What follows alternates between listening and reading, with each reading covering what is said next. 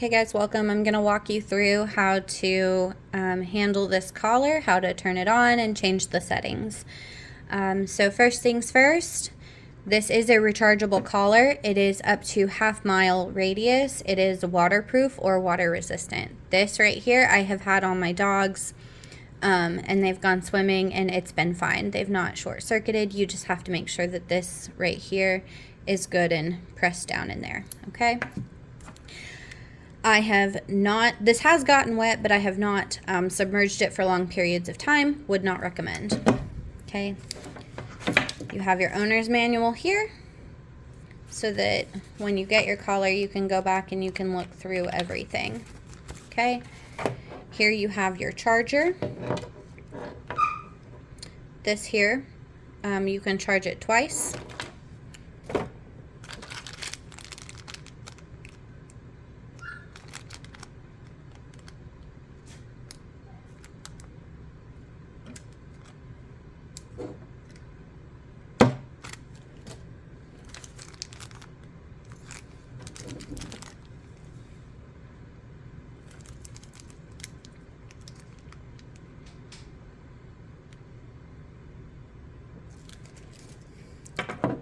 Okay, to turn this on, so the first thing to remember is you can turn on your remote without your receiver, but you cannot turn your receiver on without your remote. Okay, so to turn your remote on, have this big on-off light, so this big L button here.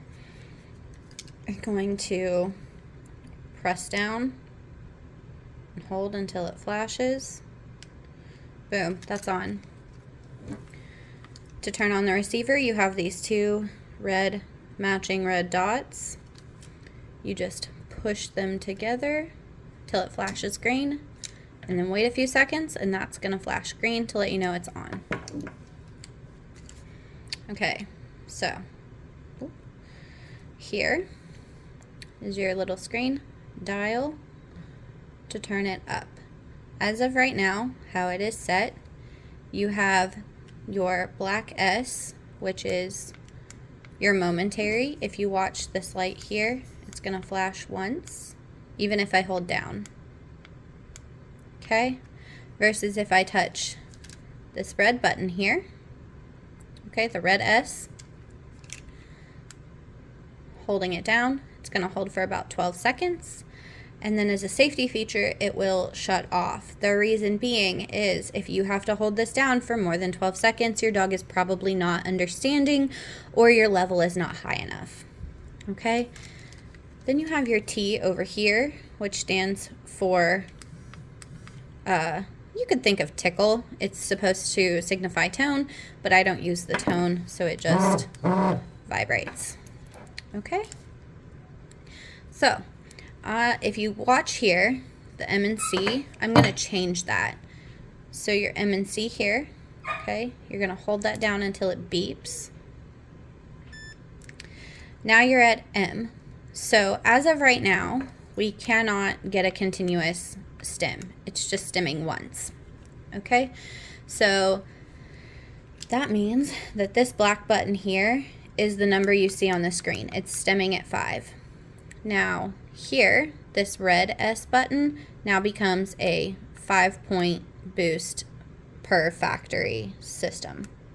Okay, so I'm actually going to turn this to 0 and then hold down the black S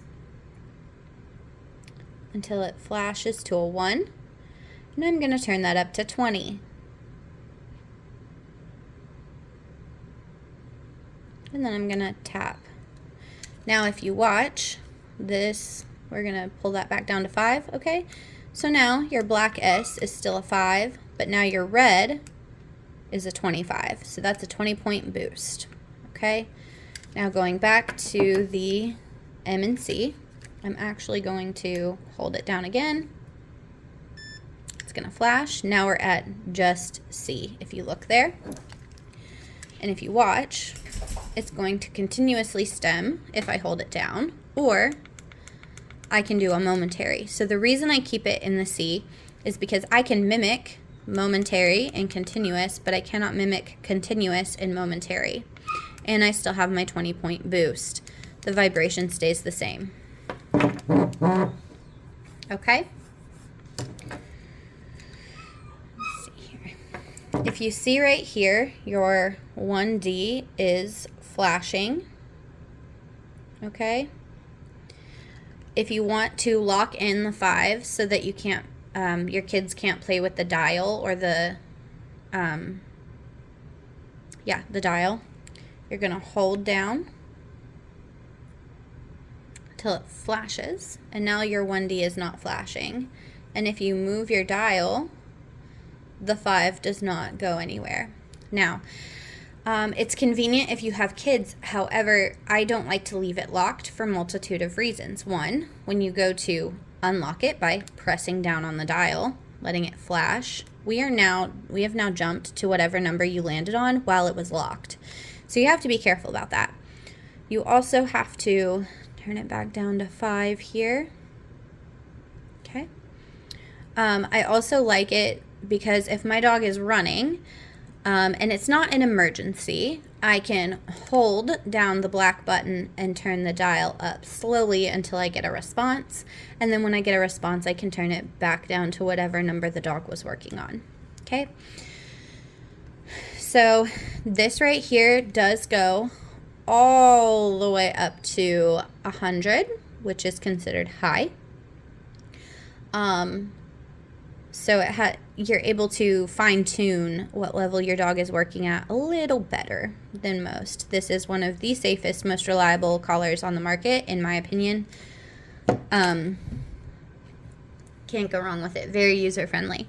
So if you see that these are both flashing green here, okay, green means go. Okay, green means you are 50 to 100% charged, and you're good to go. You don't need to charge it. You can get a full training session.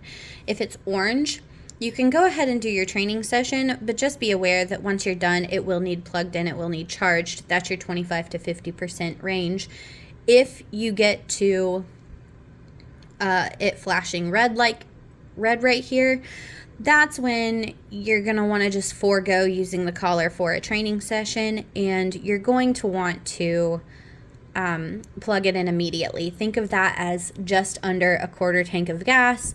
The gas is going to go fast. You need to refill your tank. You need to plug this in and charge it. It takes about 2 hours to charge. So it charges pretty quickly. I usually just plug it in overnight. Now, if you go back here, it did say on-off light. So just a warning, it is going to be bright and there will be some flashing here in a second. So instead of holding it down, I'm going to just boop. And now it is flashing with a nice little flashlight here. If I touch it again, it's going to hold. And a third time is going to turn it off. Okay? There you go. That is your mini educator. To turn it off, you'll hit this on-off light. You will press down for about 3 seconds and it'll flash off. And then to turn off your receiver, remember you have these 2 red dots. You're just going to kiss them together. It's going to flash red, and now both are off. Thanks for coming to my TED Talk.